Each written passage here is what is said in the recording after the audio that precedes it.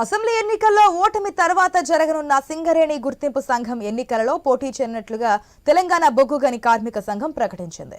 ఈ మేరకు సంఘం గౌరవ అధ్యక్షురాలు కవిత అధికారికంగా ప్రకటించారు. కార్మికులు తమ ఓటు హక్కును వినియోగించుకోవాలని కోరారు. సింగరేణిలో యువకులు ఎక్కువ సంఖ్యలో ఉన్న నేపథ్యంలో యువ నాయకత్వాన్ని ప్రోత్సహించేలా ముందుకు సాగుతామని ప్రకటించారు. నాయకులు వస్తుంటారు, పోతుంటారు, కార్యకర్తలు ముఖ్యమని హితబోధ చేశారు. కార్యకర్తలు ఎన్నికలకు సమాయత్తం కావాలని కోరారు. తమ అధిష్టానం నిర్ణయానికి కట్టుబడి ఉండనున్నట్లు కార్యకర్తలు ప్రకటించారు. కార్మిక సంఘం మరి ఈ నెల 27న జరగబోయే గుర్తింపు సంఘం ఎలక్షన్స్ లో కార్మికులు మరి 9వ బ్యాలెట్ పేపర్ లో 9వ నెంబర్ గల బాణం గుర్తుపై ఓటు వేసి గెలిపించవలసిందిగా కోరుతున్నాం. ఎందుకంటే ఈరోజు దేశ చరిత్రలో సుప్రీంకోర్టులో పెట్టేసిన ఏ కేసును కూడా ఏ ప్రభుత్వం స్వీకరించదు.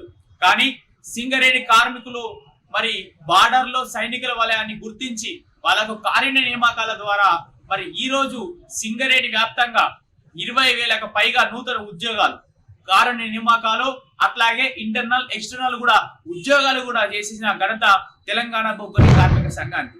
మరి ఈ విధంగా చూసుకున్నట్టయితే దేశవ్యాప్తంగా కూడా బొగ్గు బ్లాకులు అనేటివి కూడా పూర్తిగా ప్రైవేటీకరణ అవుతుంటే సింగరేణిలో తెలంగాణ రాష్ట్రంలో మరి పూర్తిగా బొగ్గు బాకులు కాకుండా ఒక్కడంటే ఒక బొగ్గు బ్లాక్ కూడా ప్రైవేటీకరణ కాకుండా చూసిన మరి ఎవరు చేశారు?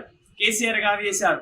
మరి ఈరోజు సింగరేణి కార్మికులు చూసినట్టయితే 10 లక్షల వడ్డీ రుణము, అట్లాగే మరి కార్మికుల పిల్లలు అత్యున్నత చదువు చదివితే ఐఐటి, ఐఎం లాంటి మరి పెద్ద పెద్ద చదువులు చదివినప్పుడు వారికి ఫీజు రియంబర్స్, ఉచిత ఏసీ సౌకర్యము, ఉచిత